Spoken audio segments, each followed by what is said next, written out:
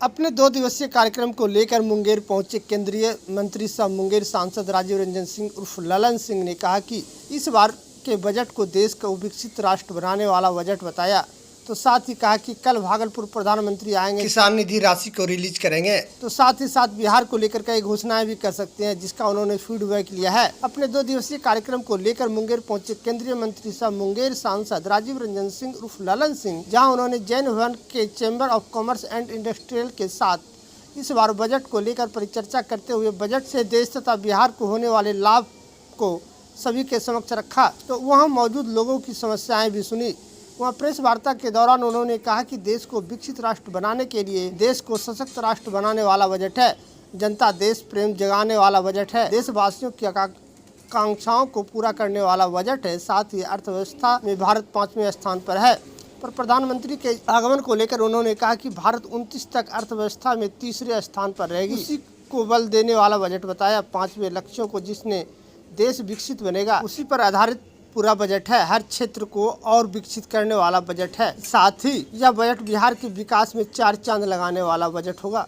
Airport से लेकर मखाना board और अन्य क्षेत्रों में रोजगार पैदा करने वाला बजट है, क्योंकि जब तक बिहार विकसित नहीं होगा तो देश विकसित कैसे बनेगा। साथ ही बताया कि कल 24 फरवरी को देश के प्रधानमंत्री नरेंद्र मोदी भागलपुर आएंगे, तो किसान सम्मान निधि की 19वीं किस्त को तो वो रिलीज करेंगे। पर बिहार को लेकर वे कई नई घोषणाएं भी कर सकते हैं, कई सौगात दे सकते हैं, जिनको लेकर उन्होंने फीडबैक लिया है। बजट में काफी व्यवस्था की गई है।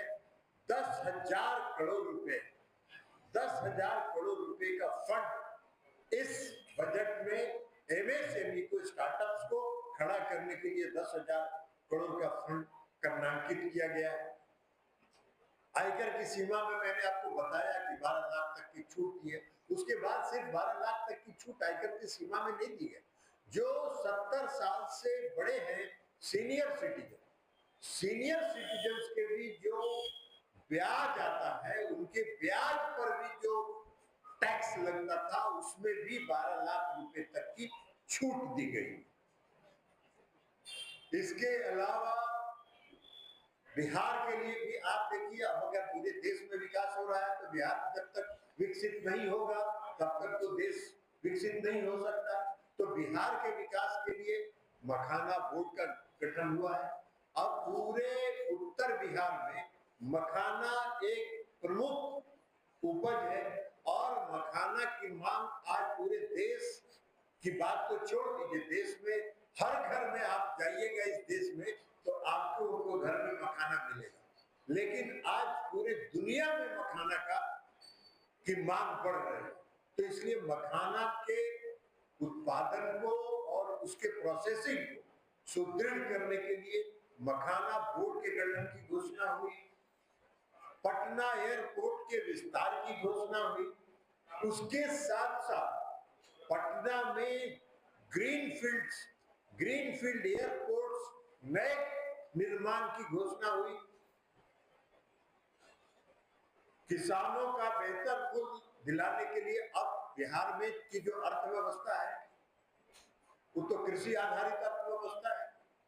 बिहार में कोई बड़े उद्योग धंधे तो है नहीं, तो कृषि पर आधारित फूड प्रोसेसिंग, क्योंकि फूड प्रोसेसिंग का अगर व्यवस्था नहीं होगा तो कृषि में उत्पाद को और किसानों को उचित मूल्य नहीं मिल पाएगा। तो इसलिए फूड प्रोसेसिंग के लिए आपके लिए राष्ट्रीय खाद्य प्रौद्योगिकी संस्थान के गठन की घोषणा हुई, जो बिहार में होगा। आईआईटी पटना का विस्तार किया जाएगा। और पूरे आप सबको मालूम है कि हर साल उत्तरी बिहार बाढ़ के समय में बाढ़ से प्रभावित रहता है। पूर्वी कोसी केनाल का सुदृढ़ीकरण, जब कुशहा तटबंध टूटा था नेपाल में, तो 2008 में पूर्वी केनाल का जो कोसी पूर्वी केनाल का सुदृढ़ीकरण हो गया। इस साल के बजट में कोसी के पश्चिमी केनाल के सुदृढ़ीकरण की व्यवस्था सुनिश्चित की गई है। उसमें उसके लिए प्रावधान किया गया है और इससे 2 लाख बाढ़ से पूरा दरभंगा, मधुबनी और जो मिथिलांचल का इलाका है वो बाढ़ से उसको राहत मिलेगी। और दूसरा 50,000 हेक्टेयर में सिंचाई सृजन की व्यवस्था होगी। इसके अलावा पर्यटन को बढ़ाने के लिए बुद्धिस्ट सर्किट को जोड़ने के लिए बुद्धिस्ट सर्किट को जोड़कर पर्यटन के बिहार के पर्यटन को कैसे बढ़ाया जा सके, इसकी भी व्यवस्था घोषणा बजट में हुई है। तो इस प्रकार बिहार का जो इस साल का बजट है, और आपको मालूम है 2023 के बजट में बक्सर से लेके भागलपुर तक और पटना से लेके पूर्णिया तक नए 4 लेन के निर्माण की घोषणा हुई थी। 2023 का जो बजट था वो पूर्वांचल पर आधारित था। इसकी आलोचना हुई, कई विपक्ष के लोगों ने आलोचना की कि बिहार को ध्यान में रख के बजट हुआ। अगर बिहार विकसित नहीं होगा तो इस देश को विकसित कैसे किया जा सकता है। तो इसलिए पूर्वांचल के जो राज्य हैं उनको विकसित करने के लिए भी आदरणीय प्रधानमंत्री जी का विशेष ध्यान है और उस पर वो ध्यान केंद्रित कर रहे हैं। कल भी भागलपुर आ रहे हैं, कल भी भागलपुर आएंगे। किसान सम्मान निधि से कितने किसानों को लाभ मिलेगा, उसका किस्त जारी करेंगे। उसके अलावा भी कई घोषणाएं वहां से वो कर सकते हैं जिस पर उन्होंने फीडबैक दिया है। हम उसका कल तक का इंतजार कीजिए। तो ये बजट की जो मूल बिंदु थे वह बताने के लिए आप सबों को आमंत्रित किया गया था। और आपका अगर कोई सवाल हो तो आप पूछिए। बहुत बहुत धन्यवाद।